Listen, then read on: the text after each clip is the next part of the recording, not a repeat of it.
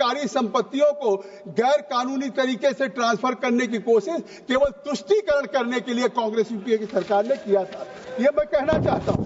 और इतना नहीं, आप इसको अनकॉन्स्टिट्यूशनल कह रहे हैं कि ये अनकॉन्स्टिट्यूशनल आखिर कैसे है? आप ये बताइए कि अनकॉन्स्टिट्यूशनल है। आज किसी देश में जो 1995 जिस प्रिंसिपल एक्ट की बात कर रहे हैं, 2013 की प्रिंसिपल एक्ट की उस अमेंडमेंट की बात कर रहे हैं, 1995-2013 में बहुत से साथियों ने केवल एक सेक्शन 40 की बात कही है।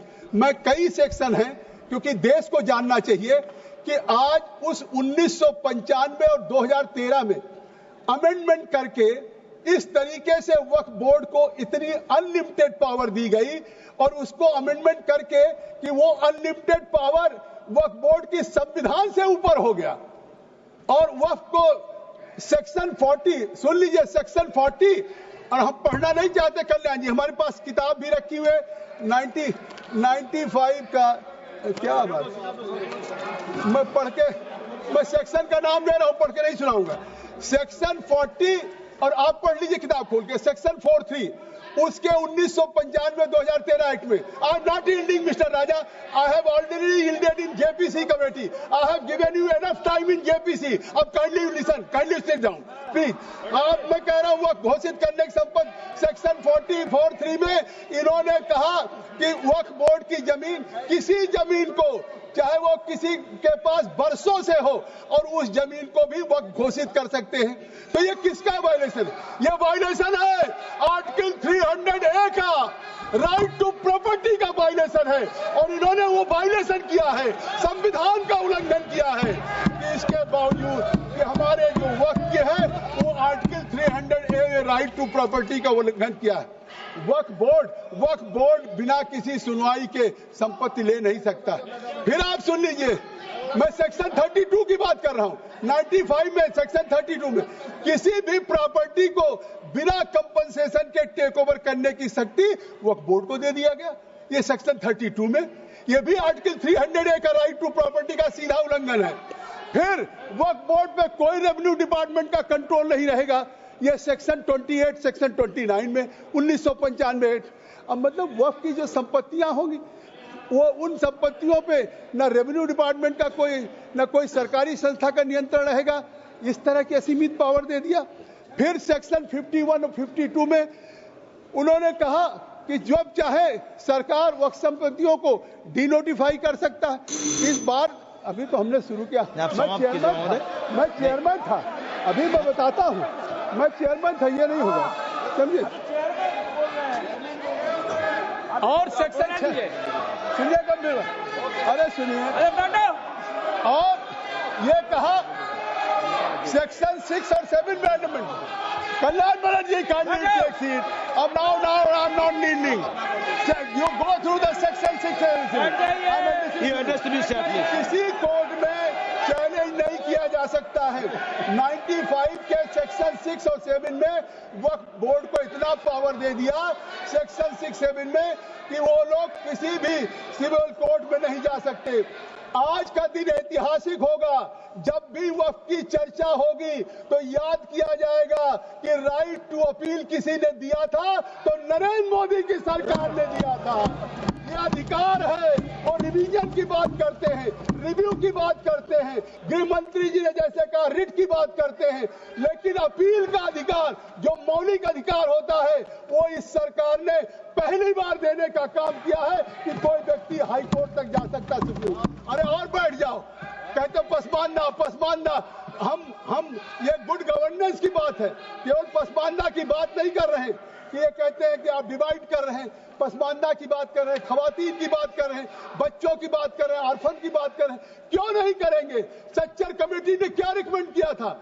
सच्चर कमेटी ने कहा था कि आज मुस्लिम महिलाओं की 51% इलिटरेट है, 6% हायर एजुकेशन में नहीं है, मुस्लिम्स की स्थिति SC/ST से भी खराब है। ये हमारे सब लोग सच्चर कमेटी ने कहा था कि इनको इंप्रूव करने की जरूरत है। आज जैसे आपने स्वामीनाथन की रिपोर्ट को ठंडे बस्ते में डाल दिया था, उसको लागू करने का काम किसानों के लिए मोदी सरकार ने किया। आज फिर उसी तरीके से, सुन लीजिए, फिर आज उसी तरीके से जैसे स्वामीनाथन की report, Swaminathan committee Congress UPA ने बनाई, लेकिन उसकी रिपोर्ट को लागू करके किसान के आय को दुगना करने का हमने काम किया। आज उसी तरीके से सच्चर कमेटी का मैं I am addressing to chair, आप मत देखिए, आप सभापति जी उधर मत देखिए, हमको देखिए, हाँ बस आप हमको देखिए, आप बिल्कुल चिंता करिए, समझे। तो मैं आपसे कहना चाहता हूँ उसी तरीके से सच्चर कमेटी बनाई इन्होंने, और सच्चर कमेटी की क्या रिपोर्ट है, हम क्यों लाए हैं आज ये हमारी सरकार ये अमेंडमेंट क्यों लाई है, मैं गंभीरता से कहना चाहता हूं।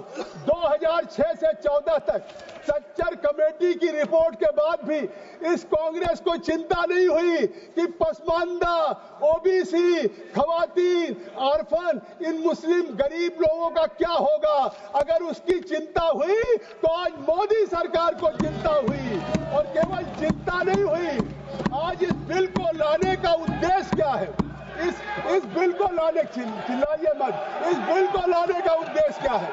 इस बिल को लाने का उद्देश्य सच्चर कमेटी जो 2006 की रिपोर्ट थी उसके साथ, सच्चर के साथ नहीं, हमने सच्चर कमेटी की रिपोर्ट लिया, फिर नेशनल सैंपल सर्वे एनएसएसओ की रिपोर्ट है, फिर ऑल इंडिया हायर एजुकेशन सर्वे की रिपोर्ट है, फिर नेशनल फैमिली हेल्थ सर्वे की रिपोर्ट, कुछ ज्ञान बढ़ा लो, अपना ज्ञान बढ़ाओ।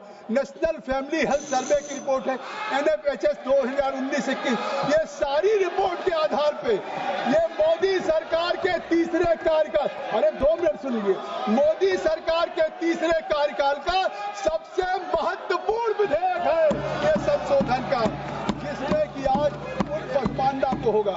मैं आपसे कहना चाहता हूं कि आज ये जो 1995 हो, 2013 हो, आज तो उन्होंने उस समय अनकॉन्स्टिट्यूशनल पास किया था।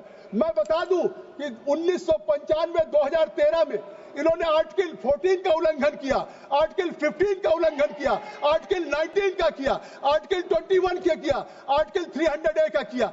उस समय संविधान के इसका उल्लंघन करके और फिर भी उन्होंने 95 और 2013 को चुनाव के लिए अमेंडमेंट किया। मैं एक बात कह देना चाहता हूं कि आज क्यों वक्त संपत्तियों को विशेषाधिकार दिया जाएगा। मैं आज कहना चाहता हूं हमेशा याद किया जाएगा, ये याद किया जाएगा कि अगर वक्फ बोर्ड में पसमानदा आए, ओबीसी आई, कारण महिलाएं पहले से थी, आज तक कैलकुलेट कर लीजिए केवल 8 महिलाएं आई आज तक, जब से 95 बना, और अब मैंडेट हो गया कि हर वक्फ बोर्ड में 2 होंगी महिलाएं और हर काउंसिल में हमारी 2 महिलाएं होंगी, और ये मैंडेट है। और आर्टिकल 14 का उल्लंघन कैसे है मैं बता दूं, वक्फ संपत्तियों को विशेषाधिकार दे दिया गया। अन्य धार्मिक संस्थान जैसे हमारे तेजस्वी कह रहे थे कि हम मंदिर को नहीं दे सकते, चर्च को नहीं दे सकते, गुरुद्वारे को नहीं दे सकते, जैन को नहीं दे सकते, केवल वक्फ को विरोध। ये आर्टिकल 14 का इनका 95-2013 का था कि सरकारी भूमि पर वक्फ बोर्ड स्वतः दावा कर सकता था, अन्य धर्म को सुरक्षा नहीं थी। फिर आर्टिकल 15 धर्म के आधार पर भेदभाव करने से समाप्त कीजिए। एक केवल बात, अभी स्पीकर साहब को 5 मिनट देंगे ना, आप चले जाइए, स्पीकर साहब 5 मिनट देंगे। स्पीकर साहब बहुत ही very kind enough to me, speaker साहब बहुत मेहरबान रहते।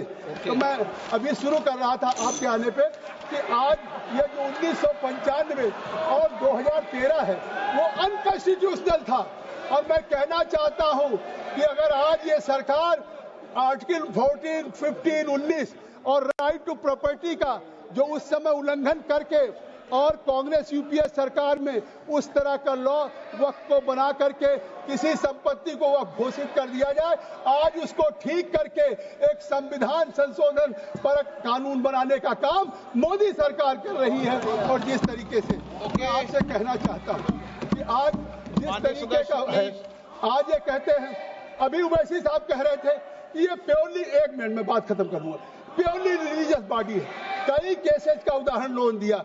मैं कहना चाहता हूं सच्चर कमेटी की क्या सिफारिश है, क्या सच्चर कमेटी जिसकी दुहाई, मैं एक बात सच्चर कमेटी ने कहा था, सच्चर कमेटी की संस्तुति है कि वक्फ बोर्ड में नॉन मुस्लिम रखे जाए, वो हम सच्चर कमेटी की रिपोर्ट को लागू करने का काम करें। ये सच्चर कमेटी की रिपोर्ट है कि आज पसमानदा हो, गरीब हो, आपको क्या मालूम है। तो आज हम सच्चर कमेटी की उस रिपोर्ट को लागू कर रहे हैं। उसकी आय को शिक्षा, स्वास्थ्य, रोजगार के लिए वक्फ बोर्ड के भ्रष्टाचार के सब गृह मंत्री जी कह चुके हैं। लेकिन मैं आज कहना चाहता हूं कि आखिर वक्फ बोर्ड का फायदा क्या है। 2019-20 में वामसी पोर्टल से कह रहा हूं कि उस समय 166 करोड़ था और आज घट के 14 करोड़ 9.92 लाख।